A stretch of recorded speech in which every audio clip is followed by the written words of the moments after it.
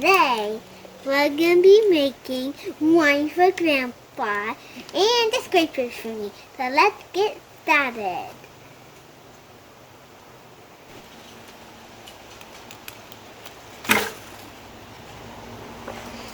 I forgot.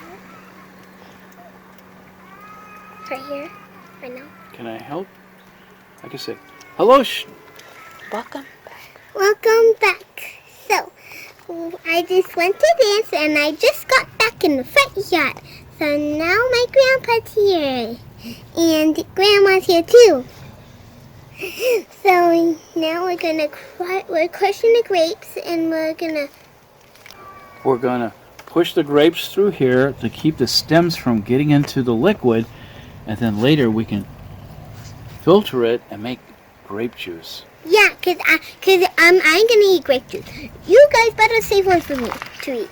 My own one. You bet. I'm not making grape juice.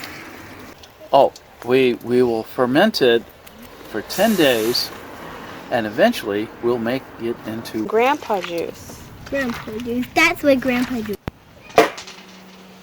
Welcome back. Now we're gonna pour in, but we're gonna pour in and stuff so we can get all the buggy seed out. And also, when you're done pouring in the strainer, you always want to put the top on.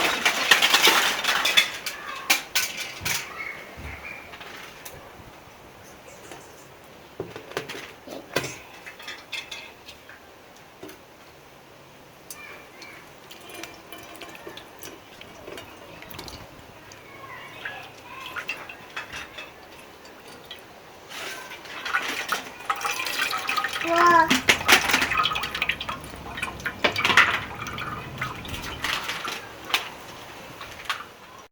What? The strainer. So, if you get a little bit of seeds on, don't worry, you can just get it with the strainer and pour in that cup.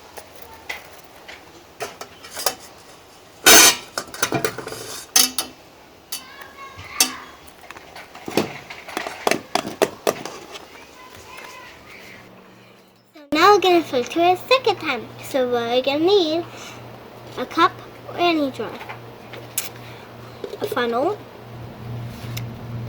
a paper towel, or a cheesecloth.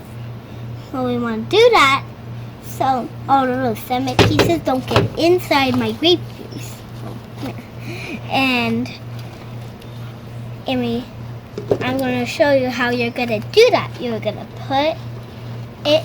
You're going to take the funnel, put it in the jar, well, the glass, and then put the paper towel inside, or cheesecloth inside, and then pour the grape juice. Well, it's not grape juice yet, but pour the juice.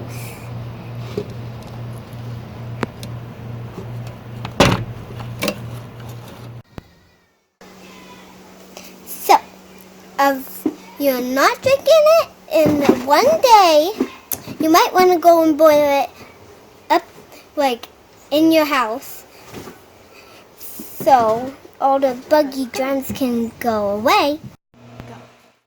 Welcome back. So, we boiled it and we let it cool, and now it's time to taste it. Thank you for